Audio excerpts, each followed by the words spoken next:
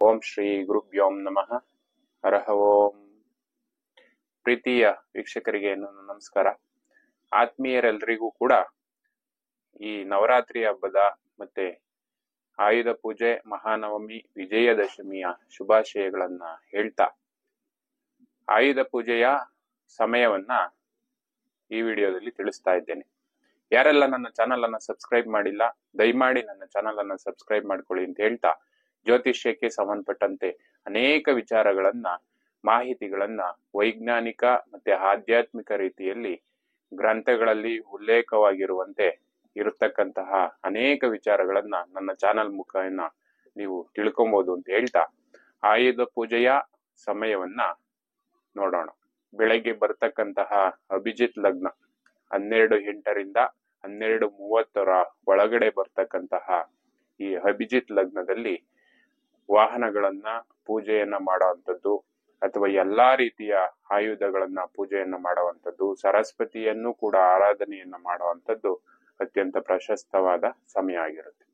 ಇದಲ್ಲದೆ ಹೋದ ಪಕ್ಷದಲ್ಲಿ ಆ ಟೈಮಲ್ಲಿ ನನಗೆ ಮಾಡಕ್ಕಾಗಿಲ್ಲ ಪೂಜೆ ಅಂತಂದ್ರೆ ಈ 12:30 1:30 ಮಧ್ಯದಲ್ಲಿ ನೀವು ಪೂಜೆಯನ್ನ ಮಾಡುವಂಥದ್ದು ಕೂಡ ತುಂಬಾ ಪ್ರಶಸ್ತ್ಯವಾದಂಥದ್ದು. ಈ ಸಮಯದಲ್ಲಿ ಮಕರ ಲಗ್ನ ಅಂತಕ್ಕಂಥದ್ದು ಚರರಾಶಿ ಆಗಿರೋದ್ರಿಂದ ನಿರಂತರವಾಗಿ ಚಲನೆಯನ್ನ ಹೊಂದಬೇಕು.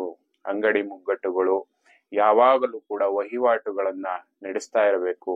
ವ್ಯಾಪಾರವು ನಿರಂತರವಾಗಿ ನಡೀತಾ ಇರಬೇಕು. ಯಂತ್ರಗಳು ಚಲನಾವಸ್ಥೆಯಲ್ಲಿ ಸದಾಕಾಲ ಚಲಿಸ್ತಾ ಇರಬೇಕು. ಯಾವುದೇ ರೀತಿಯ ಕುಂದು ಕೊರತೆಗಳು ಅದರಲ್ಲಿ ಆಗ್ಬಾರ್ದು ಅಂತ ಹೇಳಿ ಈ ಚರಲಗ್ನದಲ್ಲಿ ಪೂಜೆಯನ್ನ ಮಾಡುವಂಥದ್ದು ಅತ್ಯಂತ ಪ್ರಶಸ್ತವಾಗಿರುತ್ತೆ. ಹಾಗಾಗಿ 12:30 1:30 ಈ ಸಮಯದಲ್ಲಿ ಪೂಜೆಯನ್ನ ಮಾಡುವಂಥದ್ದು ತುಂಬಾ ಪ್ರಶಸ್ತವಾಗಿರುವಂಥದ್ದು. ಇದರಲ್ಲೂ ಕೂಡ ಪೂಜೆಯನ್ನ ಮಾಡ್ಲಿಕ್ಕೆ ಸಾಧ್ಯ ಆಗದೆ ಇರೋಂಥ ಪಕ್ಷದಲ್ಲಿ ಸಂಜೆಯ ಗೋಧೂಳಿ ಸಮಯದಲ್ಲಿ ಅಂದ್ರೆ 5:45 6:20 ಒಳಗಡೆ ಗೋಧೂಳಿ ಸಮಯ ಇರೋ ಯಾರೆಲ್ಲ ನನ್ನ ಚಾನಲ್ ಅನ್ನ ಸಬ್ಸ್ಕ್ರೈಬ್ ಮಾಡಿಲ್ಲ, ದಯಮಾಡಿ ನನ್ನ ಚಾನಲ್ ಅನ್ನ ಸಬ್ಸ್ಕ್ರೈಬ್ ಮಾಡ್ಕೊಳ್ಳಿ ಅಂತ ಹೇಳ್ತಾ, ಜ್ಯೋತಿಷ್ಯದಲ್ಲಿ ದೋಷವಿಲ್ಲ ಕಂಟೆಂಟ್ ನ ಮುಖೇನ ಹಲವಾರು ವಿಚಾರಗಳನ್ನ ನನ್ನ ವಿಡಿಯೋದಲ್ಲಿ ತಿಳಿಸ್ತಾ ಹೋಗ್ತೇನೆ.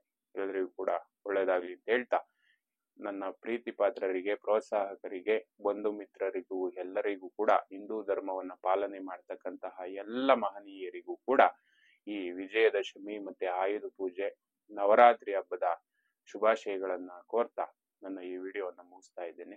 ನಮಸ್ಕಾರ. ಓಂ ಶ್ರೀ ಕೃಷ್ಣಾರ್ಪಣಮಸ್ತು.